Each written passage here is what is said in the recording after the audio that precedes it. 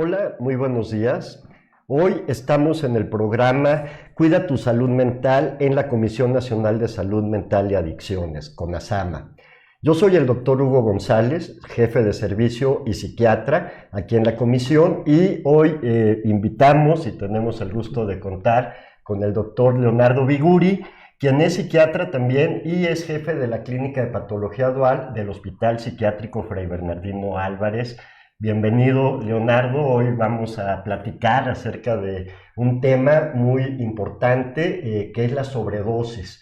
El día 31 de agosto se celebra el Día Internacional de la Sensibilización sobre las Sobredosis y por eso aprovechamos esta ocasión para hablar del tema. ¿Por qué tenemos que hablar de este tema? A veces la sobredosis es un tema que oímos muy lejano, nos imaginamos muchas veces que solamente tiene que ver con algunas sustancias en particular y pues en un momento platicaremos, Leonardo, de por ejemplo la experiencia clínica que sucede en un hospital psiquiátrico en este caso, que tiene un servicio de urgencias y que pues muchas veces también las sobredosis no llegan directamente a un hospital psiquiátrico. A veces al ser temas que pueden poner en riesgo la vida de una persona, pues los hospitales generales, clínicas, la Cruz Roja, diversos servicios atienden este problema, ¿no? Entonces, ¿por qué vamos a hablar de esto más allá de que es el Día Internacional de Sensibilización sobre la Sobredosis? Pues porque es un riesgo de las sustancias, es un riesgo que podemos todos en algún momento tener y pues hay sobredosis que tienen desenlaces fatales. También hay otro tipo de sobredosis donde afortunadamente no se llega a ese desenlace, pero siempre hay un riesgo en la salud y en la vida de las personas. Hay un contexto que queremos señalar el día de hoy, que quizá muchos de nosotros escuchamos de la sobredosis por el tema de Estados Unidos. En las noticias, en los medios, encontramos estas notas de que hubo 130,000 personas muertas por sobredosis el año pasado, el 2022 en Estados Unidos, y ahorita vamos a ver algunas cifras en México. Entonces, esta cuestión de tantas muertes, tantas sobredosis, se han dado por el tema del fentanilo, que es un opioide que al ser tan potente genera muchas veces una sobredosis cuando la persona simplemente estaba usando una sustancia. Este fenómeno del fentanilo no es equiparable a lo que sucede aquí en México. En México, afortunadamente, el tema de fentanilo está muy circunscrito a ciertos municipios, a ciertas localidades, sobre todo en el norte del país. Y quería dar, Leonardo, si me permites también, antes de darte la palabra, hablar de algunas cifras en México, ¿no? Tenemos los datos que nos proporciona el Observatorio Mexicano de Salud Mental y Adicciones, que son datos que se recuperan de los servicios de salud, de urgencias, de hospitales. Y tenemos un dato muy relevante del año 2021, se están preparando los datos del 2022. En el año 2021 hubo un reporte de 3,385 casos atendidos en urgencias por sobredosis de alguna sustancia. Si comparamos esta cifra con los 130,000 muertos que hubo en Estados Unidos en el año 2022, nada más por una sustancia, el fentanilo, los opioides, pues podemos darnos cuenta cómo en México la problemática afortunadamente se ha mantenido muy limitada. Y el otro dato que me parece muy interesante es que tenemos cuál es la sustancia que más sobredosis produce en México. Piénselo un momentito y yo les voy a dar la respuesta. En el año 2021 la sustancia de mayor impacto en este sentido fue el alcohol. Hubo un reporte de 1,081 casos de sobredosis, intoxicación es el otro término que usamos en medicina, atendidos en urgencias por este motivo. En segundo lugar, con 769 casos atendidos, fue con tranquilizantes y sedantes, que son sustancias de uso médico y que a veces, como en estos casos, pues las personas pueden llegar a tener un consumo excesivo, a usar más de lo que habían pensado y tener una sobredosis. Y en tercer lugar, tenemos las sobredosis por múltiples sustancias, con 536 casos. También quiero mencionar que estas de múltiples sustancias muchas veces es la combinación de alcohol y sedantes. Por lo tanto, el alcohol en México sigue siendo una de las sustancias que tienen mayor impacto en muchos niveles. En este caso, hablando de la sobredosis. Es fácil llegar a una sobredosis de alcohol porque, digamos, en términos así de para un adulto mayor que no tenga ningún tema de salud, por ejemplo, si toma 5 tragos, podría ya estar empezando a hablarse de una intoxicación y si sigue bebiendo, pues llega a la sobredosis. Este es un panorama muy breve de lo que estamos viendo ahorita en México, en nuestro país, donde las muertes por sobredosis, por ejemplo, de fentanilo, se han limitado a una población que requiere desde luego una atención especial, pero que está localizada sobre todo en la frontera norte del país. Podemos hablar, y ahorita justo para eso también invitamos a Leonardo, hablar de otras sustancias que pueden presentar estos casos. Y pues Leonardo, ahora sí, platicando un poco contigo, tú vienes de un medio hospitalario como es el Hospital Fray Bernardino Álvarez. Cuéntanos un poco cómo se vive a nivel clínico el tema de la sobredosis o intoxicaciones en un hospital. Claro, muchas gracias por la invitación. Me siento muy agradecido de venir a comentar esta situación que vemos todos los días en los servicios de atención en adicciones y en urgencias, sobre todo desde la perspectiva de un hospital psiquiátrico. Y bueno, es frecuente que tengamos atenciones por intoxicación, como lo habías dicho, generalmente asociadas al consumo de alcohol y a tranquilizantes, generalmente son las benzodiazepinas.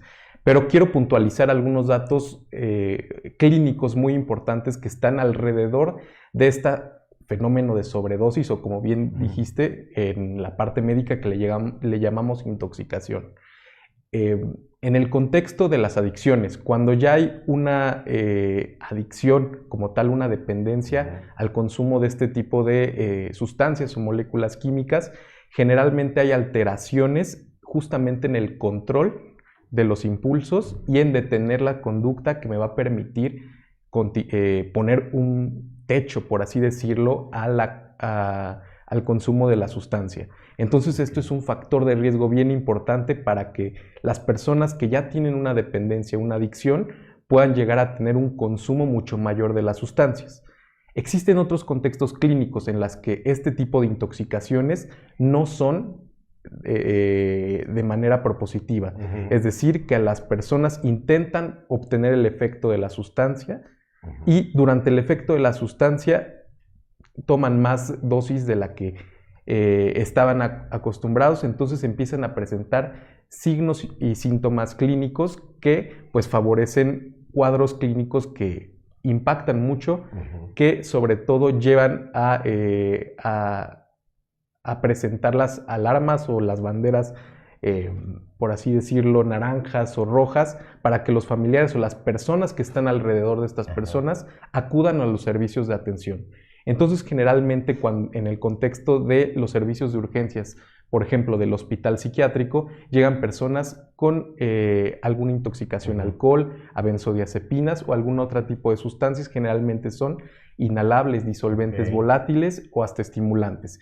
Eso es lo que predomina en el contexto clínico, más allá de lo que se escucha en las redes sociales y en los medios con respecto al fentanilo, porque es bien importante observar que por lo menos en la zona centro del país, la realidad clínica es diferente. Entonces, es justamente a lo que le debemos dar importancia, a intoxicaciones con alcohol, con algunos otros psicofármacos que pueden ser benzodiazepinas y algunas otras sustancias que son ubicuas en la población y sobre todo en la región centro-sur del país, que son los inhalables, que habitualmente son disolventes volátiles como el thinner, los limpiadores de PVC. Ese tipo de sustancias son las que llegan a presentar estados de intoxicación aguda o de sobredosis. Entonces creo que es bien importante hacer esa diferencia. Y quiero tomar un momento justamente para resaltar qué hacer en ese tipo de situaciones, porque generalmente lo recibimos en un servicio de urgencias por parte de psiquiatría. Sin embargo, a veces las sobredosis pueden llegar a resultar en alteraciones que pueden poner en riesgo la vida de la persona. Entonces, tal vez sería mucho más adecuado llevarlo a servicios que cuenten con una hospitalización general, a servicios donde puedan tener urgencias médicas y psiquiátricas al mismo tiempo y que se vean beneficiados pues, de este manejo integral, sobre todo dirigido a mantener la vida y la función del organismo en ese momento, porque pudiera ser que esté alterada justamente por los efectos relacionados a la intoxicación aguda, que en ese momento se podrían considerar sobredosis. Sí, claro. Y algo que quisiera destacar de lo que nos comentas es, hay diversos tipos de sustancias. Normalmente las dividimos en 2 o 3 categorías. Una están los depresores del sistema nervioso central, que mencionabas algunos. El alcohol, que es la sustancia más usada en México, los tranquilizantes. También los solventes inhalables son depresores del sistema nervioso central y los opioides. Estas sustancias, que les vamos a llamar en conjunto depresores, tienen características particulares cuando hay una sobredosis. ¿Nos quieres platicar de algunas de estas características que hay sobre la sobredosis? ¿Qué datos clínicos podemos observar? Y al rato ahorita platicamos de los otros sustancias que son los psicoestimulantes, ¿no? Pero los depresores, ¿no? Claro que sí. Creo que es muy importante empezarlo a organizar todo en cajones. Muchas veces, como lo comentas, también vienen combinadas las sustancias, que esa es una situación bien importante y relevante en la clínica, pero empezando a dividir por cajones como depresores, estimulantes y otras sustancias, pues nos sirve mucho para identificar sus efectos y saber cómo actuar.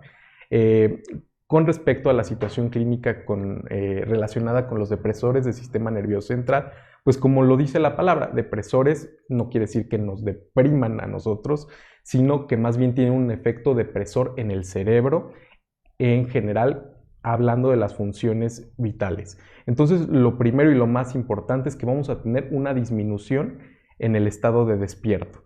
Entonces, eso ya es un dato significativo de una intoxicación o de una sobredosis. Vamos a tener un estado de aletargamiento, un estado estuporoso o literalmente una situación donde pueda ser difícil recuperar el estado de despierto. Eso tiene que llamarnos mucho la atención y es de nuestros primeros datos clínicos que observamos desde que entramos en contacto con la persona en la cual sospechamos una intoxicación o una sobredosis aguda. Puede haber alteraciones en el habla, puede haber, igual por este contexto relacionado justamente con el efecto depresor en sistema nervioso central, alteraciones en la coordinación, en la atención, en general en las funciones cognitivas y en las funciones que tiene el cerebro para mantenerse en estado de despierto. Entonces, ese es uno de los datos clínicos más importantes. Primero el estado de despierto, coordinación, el caminar, el habla. Este tipo de funciones van a estar completamente, bueno, no completamente, en un grado, pero sí alteradas, y eso es lo que más nos puede llamar la atención. Claro, entonces ubicar ese tipo de sustancias cuando vemos un cuadro clínico, a veces el paciente se está así, no nos puede decir exactamente qué consumió, entonces nos tenemos que basar en algunos datos clínicos que observamos en el primer contacto. También el caso de los depresores, en el que está el fentanilo, puede producir muerte por depresión respiratoria si se alcanzan dosis muy altas. Esto puede pasar inclusive con el alcohol o con los tranquilizantes. Se ha hecho famoso el fentanilo porque con dosis muy pequeñitas puede una persona tener esta depresión respiratoria. Entonces, este grupo, como hablábamos, es un grupo grande de sustancias donde entran, decíamos en México, pues las principales sobredosis son por este motivo, y los estimulantes al que pertenecen, por ejemplo, la cocaína, al que pertenece la metanfetamina, que es un problema en nuestro país actualmente, y quizá algunos otros psicoestimulantes que no son tan de abuso, pero hay algunos medicamentos que usamos en psiquiatría El mismo café, no tomamos tanto café como para tener una sobredosis en realidad, claro, pero el consumo, por ejemplo, ha habido algunos casos reportados de personas que directamente se toman el café y pueden desarrollar algunos cuadros. Entonces, a diferencia de los depresores, ¿cuáles serían los síntomas de una intoxicación o una sobredosis de psicoestimulantes, Leonardo? Pues justo así como dice la palabra, depresores van a tener el efecto más o menos contrario, sí, estimulantes, activadores. Entonces, uno de los efectos principales de la intoxicación con estimulantes es un estado de hiperexcitación, de agitación, de aumento de los movimientos, de aumento de la tensión de la persona,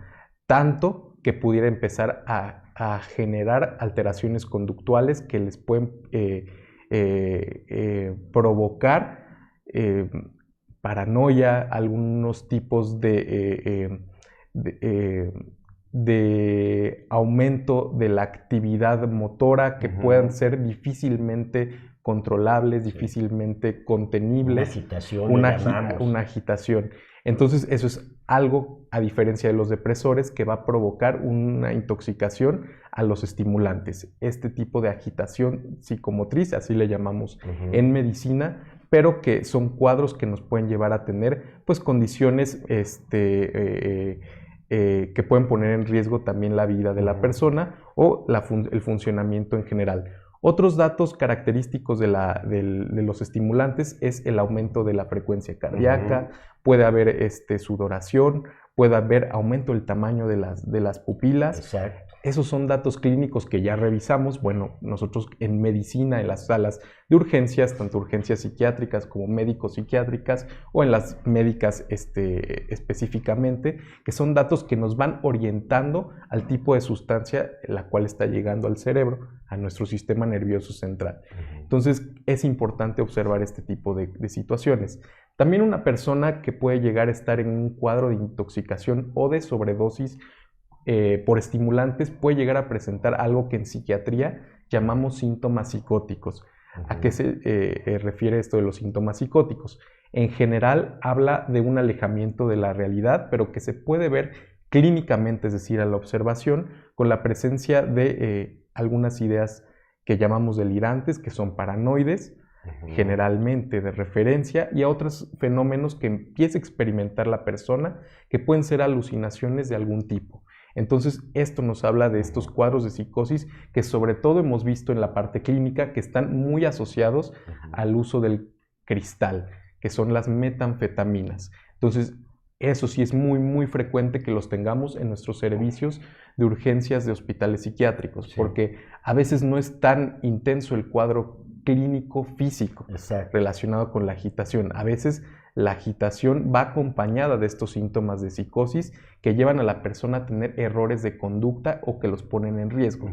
Ese tipo de elementos clínicos o de cuadros clínicos sí son significativos para la atención en un hospital psiquiátrico o en un hospital que otorgue atención médica psiquiátrica. Claro, y entonces vemos las diferencias entre los síntomas de los depresores, de los psicoestimulantes. Los psicoestimulantes, como bien mencionas, Leonardo, tienen muchos síntomas psiquiátricos, agitación, psicosis, conductas a veces como riesgosas, pero también en ciertas dosis pueden afectar, por ejemplo, el ritmo cardíaco, mencionaba la frecuencia, y algunas muertes no son tan frecuentes, pueden deberse a un paro cardiorrespiratorio, incluso algún accidente vascular cerebral. Algunas personas desconocen, por ejemplo, si tienen alguna alteración vascular como un aneurisma, y esto puede generar un riesgo mayor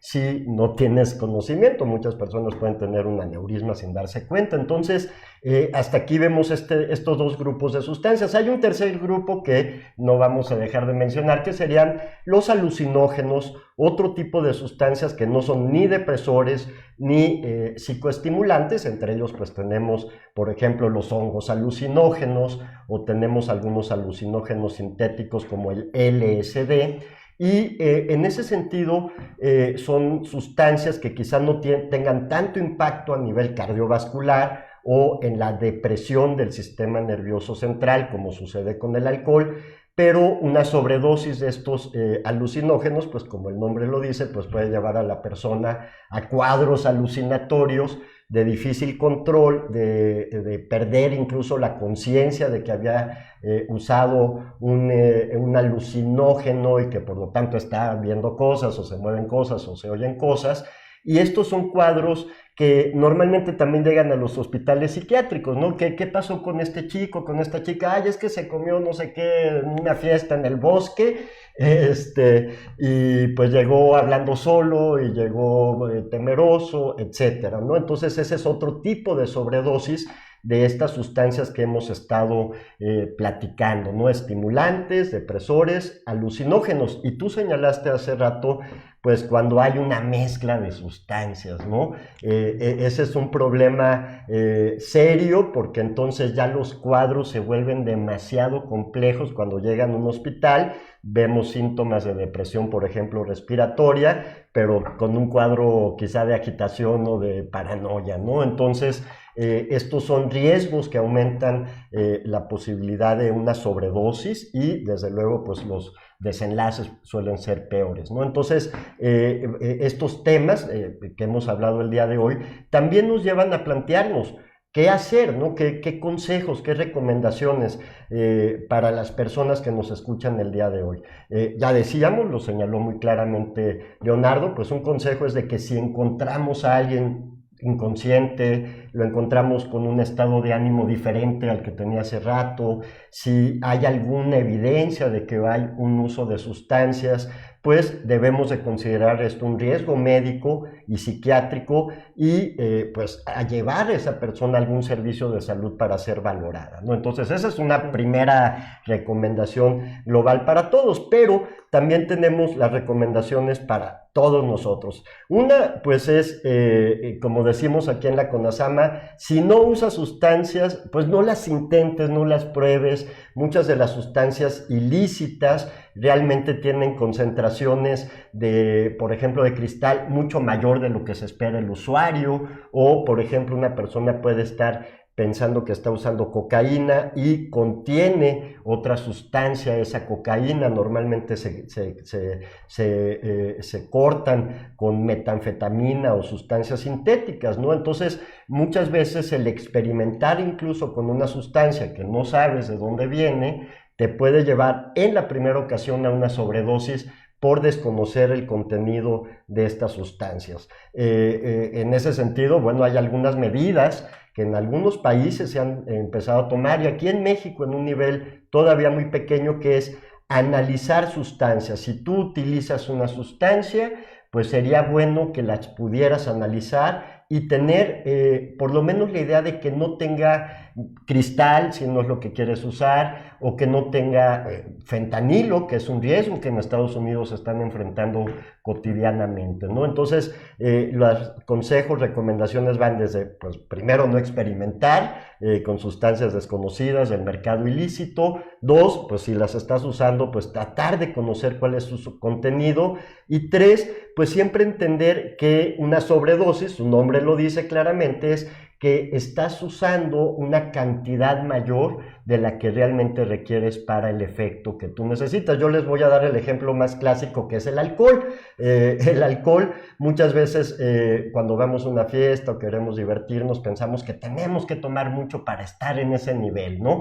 Y realmente entonces llegamos a una intoxicación y nos quedamos dormidos, cometemos errores de juicio y se nos acabó la fiesta, ¿no? Entonces, a veces el alcohol mismo nos lleva a sobredosis muy fáciles porque bebemos shots, ponemos en una fila 5 vasitos con mezcal y queremos tomárnoslos de golpe, y pues esas son cosas que debemos de evitar, ¿no? Estos consumos que le llamamos en atracón.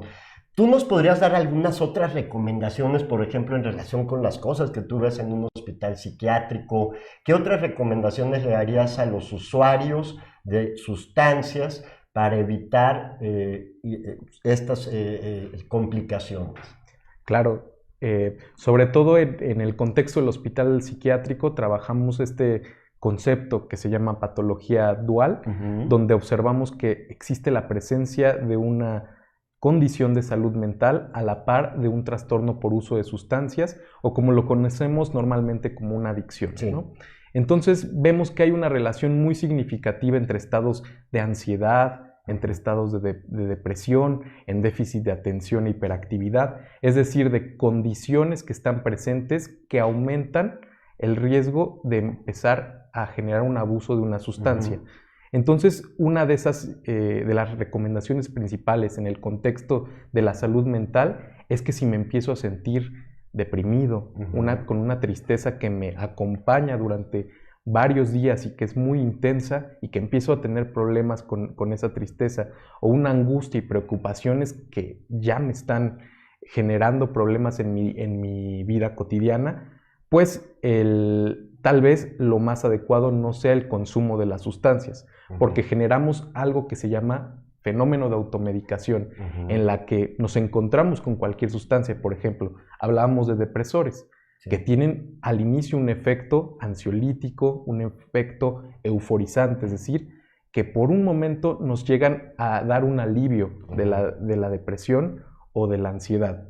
Sin embargo, a final de cuentas nos ponen en mayor riesgo de que se nos pasen los shots, de que se nos haga difícil el control de esa sustancia y a final de cuentas pudiera haber algo que estamos no observando y que tal vez requeriría otro manejo. Claro. Por ejemplo, hablamos de los alucinógenos, también pudiera haber la presencia de un consumo, una sobredosis o que empiece a tener estos efectos poco agradables o que no me lleguen no llegue a observar los efectos que buscaba con la sustancia, cuando esto la consumo en ambientes que son perjudiciales o en ambientes difíciles. El contexto es difícil. Entonces hablamos también de que ese uso de esas sustancias en contextos adversos pudieran llegar a aumentar los efectos relacionados con una experiencia displacentera. Entonces eso hay que tomarlo mucho en cuenta. La parte en la cual entro o estoy alrededor de un contexto en el cual consumo la sustancia. Eso pudiera llegar a ser determinante en el sentido de sufrir o no una intoxicación o una sobredosis por los diferentes tipos de sustancias que observamos. Entonces, la recomendación en general sería observar cómo me estoy sintiendo, observar cuáles son las conductas que estoy teniendo, para qué estoy usando la sustancia, y eso nos va a dar muy buenas herramientas para no ponerme en riesgo, para no generar estas situaciones que me pongan en la posibilidad de tener algún daño. ¿Okay? Y como segundo consejo, ya cuando tenemos la sobredosis, la intoxicación, estar siempre lo más atento para acudir a los servicios de atención, sobre todo con estas sustancias que hablamos: alcohol, disolventes volátiles, opiáceos que los podemos abarcar en los depresores o en las situaciones relacionadas con los estimulantes. Y me pareció muy importante lo que dijo con respecto a los antecedentes cardiovasculares, porque uno puede tener tal vez un antecedente de hipertensión o hasta de diabetes que generan riesgo cardiovascular y que probablemente es un factor ahí de riesgo para que estas intoxicaciones nos puedan llevar a consecuencias que no queremos. Claro. Ok, pues ya para terminar, ahorita me recordaste algo que también quisiera puntualizar. Otro grupo de alto riesgo de sobredosis son los menores de edad, adolescentes, que a veces accidentalmente pueden ingerir sustancias de los adultos, desde alcohol hasta cualquier otra sustancia, y es un grupo particularmente vulnerable. De la misma manera, personas de la tercera edad, personas mayores de edad también pueden ser más vulnerables porque el metabolismo, la eliminación de las sustancias puede ser mucho más lento. Y nada más para no dejarlo de señalar, a mí me han hablado alguna vez así como: doctor, mi perro se comió una pastilla, ¿no? También hay que pensar en las mascotas que muchas veces de manera accidental pueden ir a consumir o comer sustancias de sus dueños y también sufrir sobredosis. Así que, o consecuencias negativas. Claro, es cuidarnos los unos a los otros siempre, ¿no? Así que, pues, muchísimas gracias a todas y todas las personas que nos han estado escuchando el día de hoy.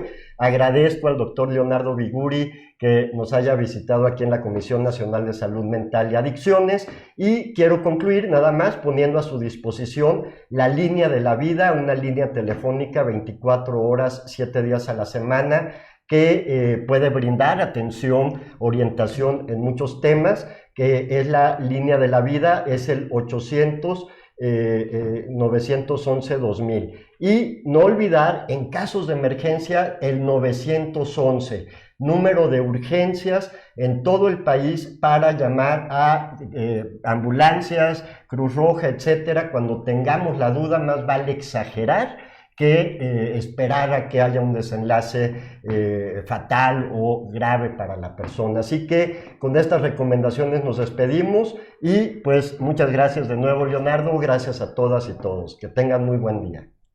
En la línea de la vida te escuchamos. ¿Quieres dejar o reducir el consumo de tabaco, alcohol u otras sustancias psicoactivas? ¿Necesitas apoyo psicológico en crisis emocionales? Llama a la línea de la vida. ¿Necesitas información sobre salud mental? ¿Padeces de ansiedad o depresión? Llama a la línea de la vida 800-911-2000. Hemos atendido a más de 1 millón de personas. Estamos para ayudarte. Juntos por la paz. CONADIC. Gobierno de México.